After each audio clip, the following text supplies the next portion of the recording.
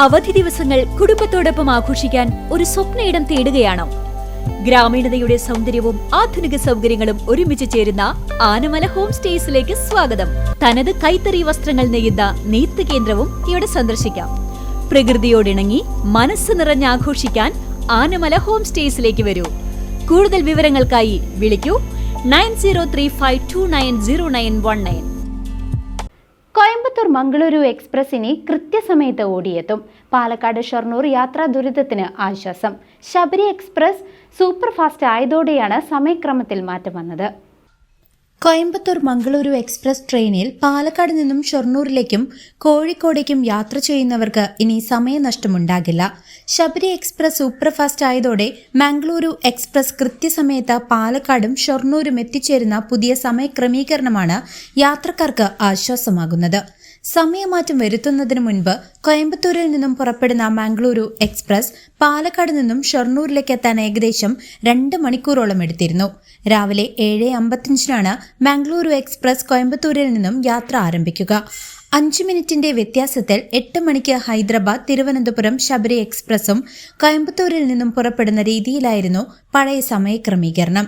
ഏകദേശം 9:15 ഇരു ട്രെയിനുകളും പാലക്കാട് ജംഗ്ഷനിൽ എത്തിച്ചേർന്നിരുന്നു. ഇതിൽ ആദ്യം പുറപ്പെടുന്ന മംഗളൂരു എക്സ്പ്രസ് പലപ്പോഴും പറളയിലോ ലക്കിടിയിലോ നിർത്തിയിട്ട് പിന്നാലെ വരുന്ന ശബരി എക്സ്പ്രസിന് വഴിമാറി കൊടുക്കുകയായിരുന്നു പതിവ്. ഈ രീതിക്കാണ് ഇപ്പോൾ മാറ്റം വന്നിരിക്കുന്നത്.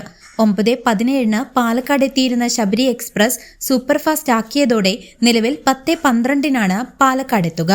ഇത് മംഗളൂരു എക്സ്പ്രസിന് പാലക്കാട് നിന്നും സമയനഷ്ടമില്ലാതെ യാത്ര തുടരാൻ വഴിയൊരുക്കി.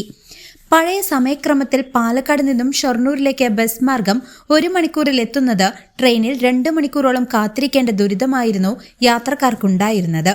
ട്രെയിൻ നിർത്തിയിടുന്ന റെയിൽവേ സ്റ്റേഷനുകളിൽ ഒരു കട പോലും ഇല്ലാത്തത് യാത്രക്കാർക്ക് ബുദ്ധിമുട്ടുണ്ടാക്കിയിരുന്നു. ഷൊർണൂരിലേക്ക് രാവിലെ ട്രെയിനുകൾ കുറവായതിനാൽ മംഗളൂരു ഭാഗത്തേക്കുള്ള പല യാത്രക്കാരും ഷൊർണൂരിൽ നിന്നും ട്രെയിൻ മാറിക്കയറാൻ ലക്ഷ്യമിട്ടാണ് മംഗളൂരു പാസഞ്ചറിൽ കയറിയിരുന്നത്.